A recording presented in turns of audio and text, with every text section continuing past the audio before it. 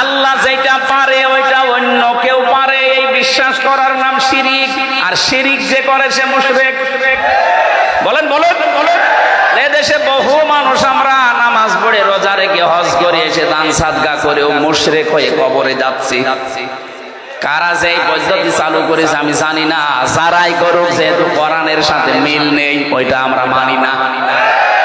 বাংলাদেশ জামাত ইসলামী এইটাই মানতো না, এই জন্য ওদেরকে নিষিদ্ধ করে দিয়েছিল।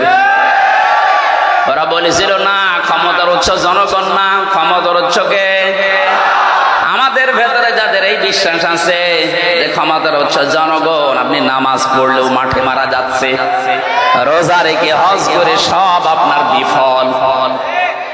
এটা আমি বানালাম না।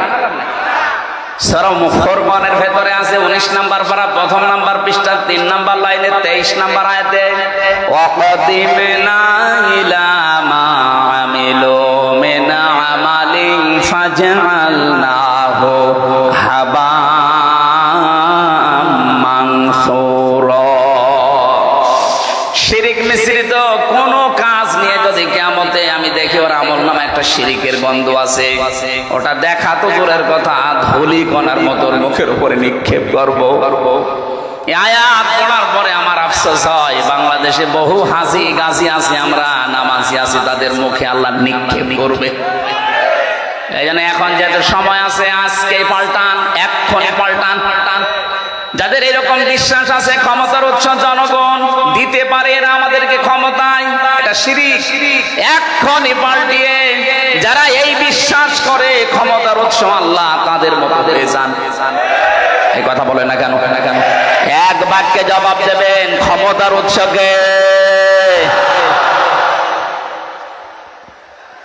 ওনাকে আমি ওই দিন বলেছিলাম, ওসি সাহেব কি অপরাধে এসেছেন আমি জানি, উনি নুসরাত হত্যা মামলার আসামি ফেনীতে।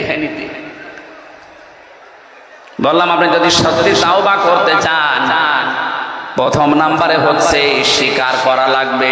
অপরাধ যার কাছে, স্বীকার হবে তার কাছে। আপনি তো আল্লাহর কাছে অপরাধ করেন যে আস্তাগফিরুল্লাহ পড়বেন না, আপনি করেছেন হামজার কাছে। একটা এমপি বানাতে 3.5 লাখ 4 লাখ হামজা লাগে। কথা বলে না কেন? এদের রায় নিয়ে, ভোট নিয়ে, সমর্থন নিয়ে হওয়া লাগে, আপনি সেইটাই রাতের বেলা করে ফেললেন। সব চাইতে ভয়ঙ্কর আপনার জীবনে ক্ষতি হবে এই 3.5 লাখ 4 লাখ হামজা। এর অনেকেই কিন্তু এই কয় বছরে মরে গেছে, আপনি তাদের কাছে যাবেন কি করে? কপালে হাত দিয়ে বলছে আল্লাহ আমি এ কি করেছি। এটা কি শুধু উনি একাই নাকি বহু মানুষের সাথে জড়িত আছে? এই যে যারা পালিয়ে গেছে, এমনি পালায়নি, ওদের বিবেকে মেনে নিচ্ছে না যে আমি মুখ দেখাবো কি করে জাতির কাছে। 15.5 বছরে আমার বিবেক পর্যন্ত মেনে নেয়নি, তারপর জোর করে পরিচয় দিতাম আমি এমপি। আপনার লজ্জা করতো না? নিজে নিজে ভোট করেন, নিজে নিজে এমপি হয়ে যান, আবার বলছেন আমি নির্বাচিত। এত বড় মিথ্যা কথা সারা দুনিয়াকে জানাচ্ছেন। সারা পৃথিবীর মানুষকে অন্ধ নাকি? তারা দেখেনি এই দৃশ্যগুলো? তারাও জানে এ দেশের প্রতি তাদের একটা খারাপ ধারণা আসবে যে দেশে যারা আছে এরা মনে হয় এরকম মিথ্যা কথাই বলে। আমি বাইরের বহু দেশ ঘুরেছি, কয়েকদিন আগে আমি সিঙ্গাপুর, মালয়েশিয়া সহ কয়েকটা দেশ ঘুরলাম। ওই সমস্ত দেশে ওরা আল্লাহ বিশ্বাস করে না, দেখেছি সিঙ্গাপুরে, কিন্তু মিথ্যা কথা বলে না। আপনি দেখবেন ওরা মিথ্যা কথা বলে না। আরে যাহা মিথ্যা কথা সারা দুনিয়া সেখানে জানে দেশে 15 বছর কোনো নির্বাচন হয়নি। আর আপনি এখন যদি বিশ্বের মোড়কদেরকে মিথ্যা কথা শোনান, সারা দুনিয়ায় প্রমাণ হয়ে যাবে যে বাংলাদেশে যারা আছে ওসব মিথ্যাবাদী। আপনি আমাদেরকে মিথ্যাবাদী প্রমাণ করতে চাচ্ছেন, কথা বলছেন না কেন?